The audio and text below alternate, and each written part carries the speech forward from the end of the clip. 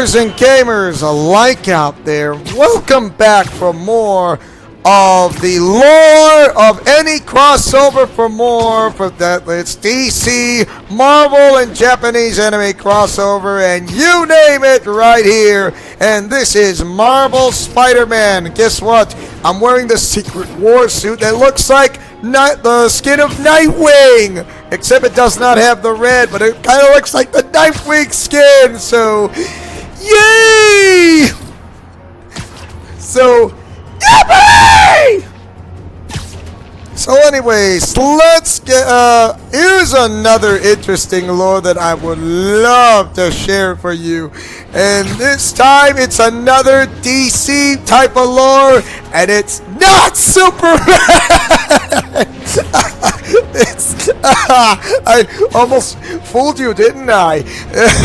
Okay, so, yes, Batman, this time it's Batman, if you want to know, and I do know some Batman lore, if you want to know, with this type of info that you want to know, as I am your need to know, get to go info type of guy who wants to know.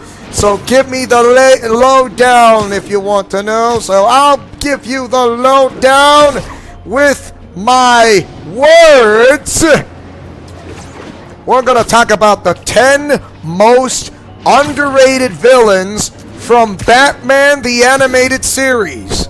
That's right, Batman the Animated Series. Why? Because since this costume is in the Secret War suit, but it's close to that of a Nightwing skin from the DC Comics, who by the name of Nightwing, aka Richard Grayson. However, Spider-Man does not use the Eskrima sticks, but he does shoot webs out of his web shooters. And Nightwing and Spider-Man can come in a pretty good handy combination as a double team-up superhero move. So, 10 most underrated villains from Batman the Animated Series. Top 10 underrated. DC, okay, so DC's Batman the Animated Series has so many great antagonists. Some are simply overshadowed by others. Here are the show's most underrated villains, if you want to know. So, but first, Batman the Animated Series is one of the most popular and most critically successful comic book adaptations of all time. The series is typically considered to be the best adaptation of the Batman character and capable of appealing to both mature and young audiences. And it just became the most spectacular TV show that anybody's ever to watch back in the 90s to the early 2000s. And how the TV show series kind of ended because the producers or the writers kind of ran out of ideas. Like, what? How could you run out of ideas? Come on. Think, will you? You got plenty of it. Tank in there. I mean, come on. Really? What's the matter with you? Wow. The series is known for introducing fantastic new villains, such as Harley Quinn, and even improving upon old villains like Mr. Freeze. However, there are some villains that don't get the recognition they deserve because of the star power of some of the show's other antagonists. And this music works out the best because they want to be big, but somehow they've been kind of forgotten. But I'm going to give it to you anyways of the top 10, if you don't mind. So, here we go. Number 10 is Tony Zuko. Tony Zuko only appeared in the Emmy-winning two-parter titled Robin's Reckoning. I've seen the episode and it was fantastic. The episode focuses very heavily on the origin of the acrobatic wonder Richard Grayson, showing how he became Bruce Wayne's ward and eventually Batman's sidekick also going by the name of Robin. Tony Zuko is the man who killed Robin's parents and ultimately acts as the primary foil to the story. While he may just be another gangster character, his impact on the series is certainly felt far and wide. So yeah, but in Schumacher's film of Batman Forever, which I'm not going to talk about, but I'm going to have to talk about it anyway, Harvey Dent. Harvey! I'm Batman! Yeah, I have to do that. They killed Richard Grayson's parents, the Flying Graysons. So that is from Batman Forever. And like, why, Harvey? I mean, there was Tony Zuko, and now you're saying Two-Face did that? I mean, come on! DC, the person who, Schumacher's film, what kind of movie is supposed to be? Why Harvey Dent? Why Two-Face? Why? Why? And this is why I do not want to talk about it, so that's the info I'm going to give you, so I'm not going to talk about it again. So, once again, I'm not talking about it again! But in the near future, but for now, not going to talk about it! Number 9, Josiah Wormwood. Okay, you want to know who Josiah Wormwood is. Okay. Josiah Wormwood, or the Interrogator, only appeared in one episode, entitled The Cape and Cowl Conspiracy. That's right, and I have seen that episode. I've seen the episode of The Cape and Cowl Conspiracy, and it was a blast. I loved it. But ultimately left a huge impression on the fan base. The character pushed Batman to his limit, and apparently even almost defeated the Cape Crusader. Almost. He didn't defeat him completely. Almost. It was revealed, however, that Batman had been pulling Wormwood strings all along, trying to get the villain to reveal his secrets for the Gotham City Police Department. So, the main hero became an undercover crime boss who is the main hero vigilante, but I'm not gonna... But, however, when that happened, you're gonna have to see that episode for yourself, because there's some of the spoilers that might happen that shows what happens next after when this happened. So yeah, I'll give a little spoiler away, but the rest you're gonna have to find out about this yourself, because I'm not telling you. Number 8, Kyodai Ken. On the face of it, Kyodai Ken is just a villain that served to allow Batman to fight a ninja for a few episodes. However, while this may have been the original intention of the writer, the stories featuring Ken are some of the most deeply personal to Bruce Wayne. So Ken trained with Bruce Wayne before he would become Batman, and as such has a personal history with Batman. This often leads to Ken trying to seek vengeance on the Cape Crusader. Yes, he did this like I would say he did this like a few episodes, maybe just 2 perhaps, because I've seen 2 of the episodes that Kyodai Ken was taking on Bruce Wayne and Batman, and he taking on Batman and Bruce Wayne again in a future episode. And that is how it happened. If you think I didn't watch Batman the Animated Series, I have. In the 90s, because I grew up in the 90s besides the 80s. Number 7, Rupert Thorn. Rupert Thorne is one of the most subtle villains in Batman the Animated Series, while other villains such as Mr. Freeze, the Joker, or Riddler are more memorable due to their colorful plans. Thorne is grounded in the gritty world of the Gotham Mafia.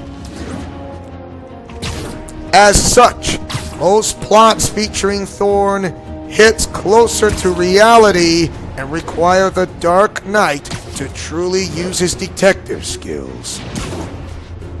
As such, well, yeah, those episodes tend to have more real-world themes, if you want to know.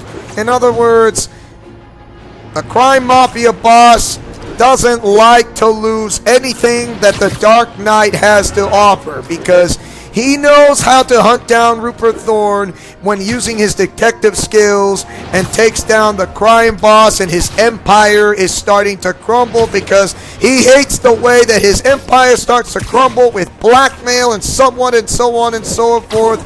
He is losing his men, losing his support, losing his business, whatsoever that's going on with it, because he hates losing. He wants the Dark Knight to be put down to the ground. But it did not work for Rupert Thorne. No! His life as a crime boss or a mafia boss, whichever you like to call it, came to an end of his life cycle. And because of that, he ends up in jail for having no support, no little effort, very little or no effort to get out of jail free card, for where he will spend the rest of his life behind prison bars. Number 6, Roland Daggett. In a similar vein to Thorne, Roland Daggett is one of the non-superpowered villains.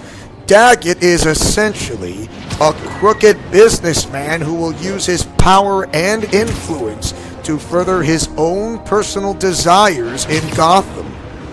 The character is most well known for creating the supervillain Clayface by forcing his goons to overdose Matt Hagen, and it's not Basil Carlo this time, Matt Hagen with his face changing cream. He is a villain who uses his power, money, and influence to gain an advantage. That is how it became. That's how he likes to do something, to do his own dirty work. You know, he wants his men to do his own dirty work, but sometimes he likes to do something, not very much often, settle scores with his own hands, if you like to know. So picture that in your mind and see how that goes well in the Ultimate Arkham universe right here. Okay, number 5, Lloyd Ventrix. Much like Wormwood, Ventrix only appeared in one episode of Batman the Animated Series. Yes, I know who's Lloyd Ventrix is. He uses this type of project to make himself invisible, but the suit that he was wearing with that type of project was poisonous.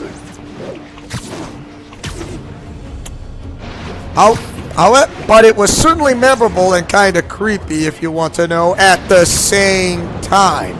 The character uses an invisible suit to give gifts to his daughter. And he names himself Mojo, Jojo or Mojo, because he wants to meet his daughter and gives gifts to his daughter.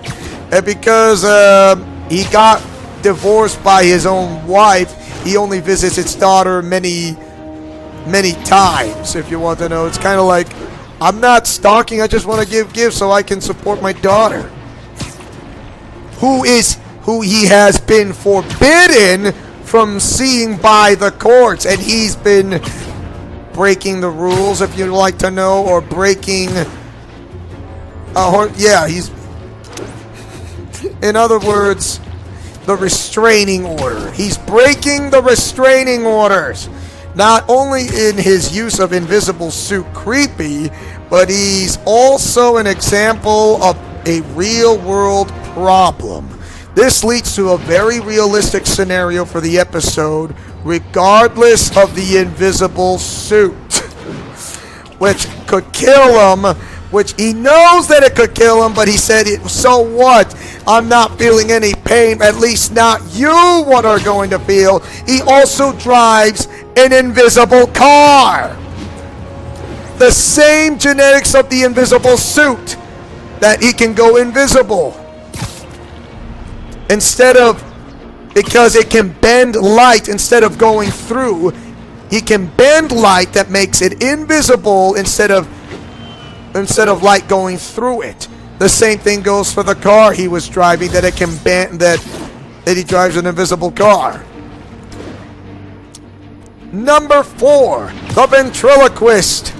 That's right, the Ventriloquist. The Ventriloquist may be the first mainstream DC villain to appear on this list, but he is certainly underrated on Batman the Animated Series. The character is overshadowed by the likes of Joker, Two-Face, and Ra's al Ghul, and they say Ra's al Ghul. The mental health of the Ventriloquist, Arnold Wesker, if you would like to know who that name is, because it is Arnold Wesker. So the mental health of the Ventriloquist obviously takes center stage in the episodes featuring the character. This leads to some interesting tension with the storylines as well as some unsettling moments. You know, the Ventriloquist did become an interesting character because Arnold Wesker is the Ventriloquist. The Scarface, who, you know, with the Ventriloquist, who is the main ego that he controls by the name of Scarface, is the one who calls the shots. And he needs Arnold Wesker as the main get-to-go guy because Arnold Wesker, as you can see him, that he is like this normal, nice type of average, mild-mannered ventriloquist who does something who wants to do. And then you have Scarface, who is the main ego, who is the alter ego of Arnold Wesker, which is his dominant side, is the one that calls the shots, like Bruce Wayne and Batman. I mean, Bruce Wayne is the main guy who is the mild-mannered multi-billionaire and philanthropist. Batman is the dominant side character type of guy, is his dominant character. When Bruce Wayne died, Batman was all that's left. And since Bruce Wayne has died and gone from Batman Arkham Knight, the Bat is now free. Yes, the Bat is now free and able to finish the mission on secret purposes and not being found by any supervillain from Gotham or any likes of those from across around the planet to find him ever again, because they're going to be wasting so much time. They will have no idea where Bruce Wayne / Batman really is. They're just wasting their time to find where he is, even if they try to ask their sidekicks or try to find the sidekicks such as Batgirl, Red Hood, or Nightwing and Robin. They're wasting their time. They're not going to get anything out of it because it's a waste of time. You're never going to find Batman ever since the Nightfall Protocol. Ever. Not even a super genius like anyone around the planet will have no chance, 0% chance of finding where is Bruce Wayne / Batman really is. All I can say is this: he is on a secret mission to fight crime for the rest of his life. And he will not stop until all crime goes down. It will come down to zero. Even if crime goes down to zero, he will still fight crime, no matter what. Even if there is the tolerance. Number 3, Baby Doll. Yeah, it's kind of interesting. Why Baby Doll? On the face of it, having a character who resembles a little child, a little child, a little GIRL as a villain sounds ridiculous. How could this character pose a threat to the Dark Knight? However, the purpose of the Baby Doll episodes isn't to threaten the Dark Knight, it's to explore her character. Baby Doll is a deeply tragic character. Her voice acting and backstory are so well done by the series. Baby Doll truly deserves more recognition as a character. I mean, I've seen one episode of Baby Doll and it was really fantastic. And they're like, if you want to see that episode, I'm not going to spoil it for you, but the episode, what you see about her backstory and her and what is her life from what she became like this is it's really something else. So I'm not spoiling for you. You guys got to watch this, or leave a comment section below if you guys would love to know. But I'm not spoiling the video on it. Number 2, the Clock King, aka Tempo Fugit. That's right. He not only appeared on one episode, but he also appeared on 2 episodes. Clock King is easily one of the most underrated villains on the show, and he did appear on Justice League Unlimited. Tempo Fugit, aka the Clock King. With the character having a memorable backstory involving Mayor Hamilton Hill, despite his only innate ability being his scheduling, the Clock King is able to truly trouble the dynamic duo and almost kill the mayor of Gotham. Naturally, a character known as the Clock King will eventually learn to control time in some way, and this does eventually happen, but the story itself remains compelling. So, he had a grudge against Mayor Hamilton Hill because he got late. He was late for a court date. And because of that, he went berserk. It's all Mayor Hamilton Hill's fault. He says, take a break. Take some time to relax. And he did. But I'm not sure if that was really good advice to Tempo by Mayor Hamilton Hill. And that made him late. And he still wants vengeance against Mayor Hamilton Hill.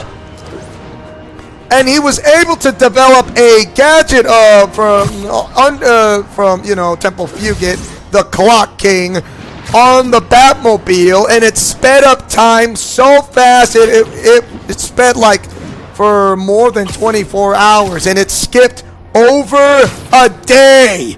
That's right. They just time traveled over a day so quick they had to get rid of that gadget that the Clock King had installed or inputted on the Batmobile, where Batman and Robin were trapped inside the Batmobile on Batman the Animated Series. But however, the show, you gotta have to see this yourself.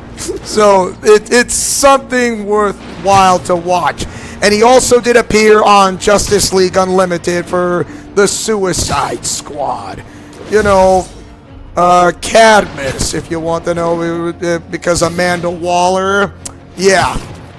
Temple Fugit was there with Amanda Waller with the part of the Suicide Squad to try to go into the Watchtower from Justice League Unlimited. And number one of the most underrated character is Red Claw. I've seen the show and I watched it. When it comes to an underrated villains from Batman the Animated Series, Red Claw stands head and shoulders above the rest. The character could be compared to Ra's al Ghul, with Red Claw commanding a terrorist organization and coming close to destroying Gotham more than once. Red Claw is a fantastic villain, and her stories even took the Dark Knight to London, giving the show one of its few and therefore most memorable international episodes. So Red Claw only appeared on 2 episodes in 2 parts, Part 1 and Part 2, and it involves with Catwoman. That's right, Catwoman aka Selina Kyle, Bruce Wayne / Batman, and it's all about something to do with big cats. Mountain lions, lions and tigers, bobcats, cheetahs, any type of big cats you name for big felines, including panthers. So and the rest of the story, you would say, I'm not gonna spoil it for you, but you should see the episode. But it's both of those parts is really something to worthwhile for Batman the Animated Series. And it is very the most underrated villains for those who have been like in 1 to 2 to 3 episodes can be worth something worthwhile. They may be underrated villains or super villains, but however, that these underrated villains or super villains, if you like to call it, from Batman the Animated Series is worth something to watch for, that it cannot be forgotten. It may be somewhat forgotten, that they may be underrated, but what these villains did is something that what they did and do for what they have done. I hope you guys enjoyed this part of the lore of this type of lore of any multi-universal crossover and more in Marvel Spider-Man. Thank you guys for watching. Don't forget to like, comment, favorite, and subscribe, and tell me, what do you guys think of Marvel Spider-Man or the type of lore info that I gave you? Do you like it or hate it?